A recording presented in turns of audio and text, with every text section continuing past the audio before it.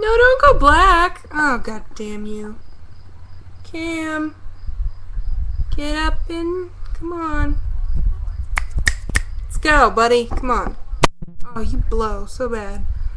Yay! Okay, I'm sorry. First of all, check that out. Over there. That's Little League. That is happening right over there, over the mountain. There's like 40,000 people in the stadium right now. I'm really glad I'm not working this weekend. That's all I can say. Okay, I'm sorry I'm doing this again on the webcam. I realize that it's not the best thing to do for vlogs. But anyway, today, let's turn this down. I am going to review my book for week 3, which was George MacDonald's The Princess and the Goblin. Pop-ups, go away. I've never read the book, but I bought it on a whim one day because, you know, sometimes I have extra money laying around and I think, I'll buy it on stuff I probably won't use right away. When I was a kid, The Princess and the Goblin, I had the movie. I think I still have the VHS tape somewhere. Maybe it's in the attic. I don't know. But it was my favorite movie when I was a kid, and it's stuck with me for the longest time because it's just, you know, it's from your childhood. You love it. And I remember singing the song. It's called A Spark Inside Us. You could probably look it up on YouTube. I think I favored it, actually. But I used to sing that while I rode my bike to the pool when I lived back where I used to live.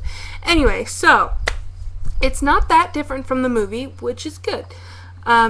It starts out, you have this very young princess named Irene. Maybe it's Irene. They pronounced it Irene in the movie, so I'm not sure. It's spelled like Irene. Unlike Suffolk. Okay, so she lives in like this castle slash farmhouse type of thing on this mountain, and her father is usually away all the time because, you know, he's got fatherly, kingly business to attend to. So he's away most of the time.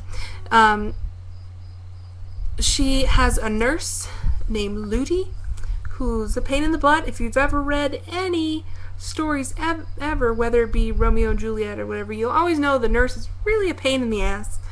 But, you know, she's there to make sure you get out of your little shenanigans when you need to. I guess I'm going to spare you the details. Let me just say that I just love the way it's written, because it's like, it's easy for a child to understand, but at the same time it has enough literary charm for an adult to enjoy, if that makes any sense at all to you. Whatever. So there's these goblins, which she did not know about because she's a very sheltered child. She like hardly ever, maybe never leaves the castle. So one day she and her nurse are taking a walk outside. Like she convinces her nurse to finally go outside the castle gates, and she gets lost in the woods. And there's all these little goblin creatures following her around, and you know how it is. You're running through the woods and it's dark and scary, you don't know where you are, and you hear all these weird noises, and naturally you freak out and cry on a rock or something. And up comes this young boy named Curdy, who in the book this says he's like rhyming. In the movie he was singing, so I don't know if he was rhyming or singing, but apparently goblins hate that, and they all scurry away, and he helps her find her way back. And Curdy is one of the townspeople. He's a son of a miner. You know, they work in the mines under the mountain and all that good stuff. So Irene goes back, and her father comes back going, "Hey, you found out about the goblins, let's double the guard." And then he leaves again. She is wandering around the castle because she's like, I'm not allowed to go outside, I need some kind of adventure. And she climbs up this staircase that's this completely random part of the castle that she's never heard of, never been to before. Apparently no one else has either. But there's this woman, and Bethy, I swear to God, when I first met your mom, I immediately thought of this character. Before I read the book, but like when I knew the movie when I was a kid, I thought of her. Her name is Irene too, and she's supposedly her grandmother, maybe her great grandmother, I don't know. But she's like this mystical, whimsical being, and she's got like this mile-long white hair, and she's just this gorgeous, elegant, wise woman. And, you know, she's spinning. She has a spindle. She's spinning things. And Irene goes to visit her quite often because, you know, she gives her some sage advice, and she keeps her safe, and she tells her stories. And nobody else has heard of this person. Every time they go up to see what's going on, they're like, all right, show me what you saw, and there's nothing there. So apparently only Irene can see her. I'm trying to think. I'm trying not to get the story out of order. Because I was like 4 days behind on reading this book, so I just kind of like toughed it out all last night and read it. So I may have kind of autopilot through most of it. Like maybe I dozed off and just kept turning the pages. So I'm sorry if I get this wrong. Damn it, I'm still running over 5 minutes. I'm sorry. I'm gonna keep going.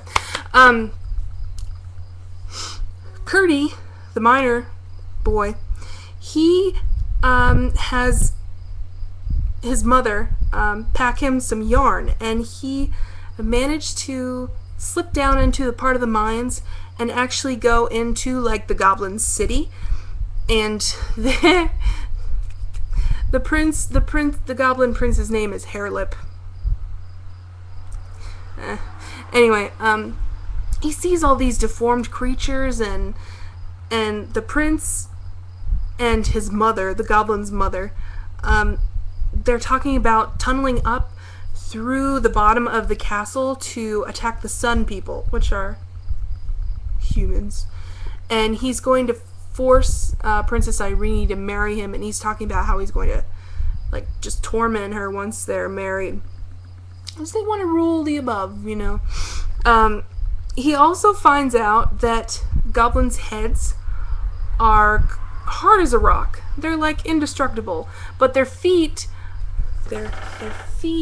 are very sensitive. And what else does he find? This might not be the same moment, but he goes down there, and the queen is wearing granite shoes, like stone granite, and he takes them off while like she's sleeping and finds out she has 6 toes, which apparently is taboo or some kind of deformity amongst the goblins, because I don't know, maybe in the movie their feet come to like a point. It's weird, and they have like one big toenail. I don't know. Anyway, so Curdy goes up and he tries to tell everybody, but of course they don't listen to him. And oh no, wait, I'm sorry, backtrack. He gets captured by the goblins, and he's sitting in this like little stone cell. Anyway, Irene goes up to her grandmother's once more, and her grandmother gives her this ring, and she tells her to follow the thread.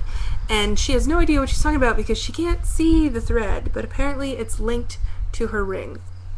And she's like, okay, I don't get it. But she feels it at one point, and she's following it, and it leads her to this like big wall of rocks, and she's kind of like, well, what am I going to do with this wall of rocks? Until she finally starts moving things away. And Curdy's on the other side, so she frees him. Curdy goes, she goes back to the castle, and Curdy goes to tell the guards and the king that the goblins are planning on attacking, and he ends up getting hurt, and he's thought of as an intruder, so they like lock him away. Oh, prior to this, Curdy and Irene have a fight because she's trying to tell him about her grandmother and he doesn't believe she's real because he hasn't seen her when they go to look upstairs. So they have a big fight. Anyway.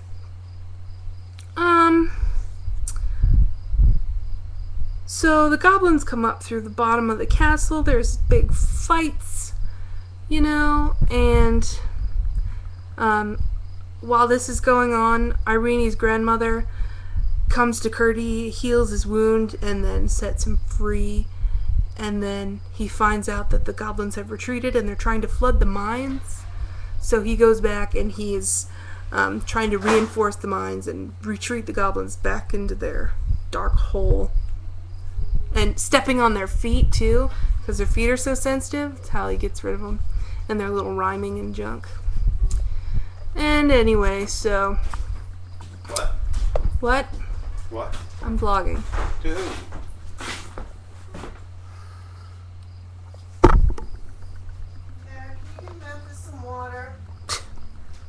Who is it? Nobody! I'm vlogging! Hello, vlog.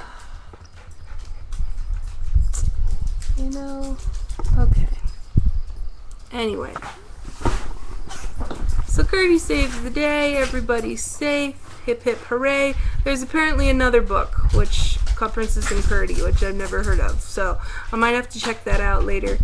Anyway, they're gonna get back to watching the game, so I'm gonna go. I'll have another vlog up from Bethy and my crafty day shenanigans, maybe tomorrow, and I'll see you guys later. Haven't decided what book I'm gonna do for week 4.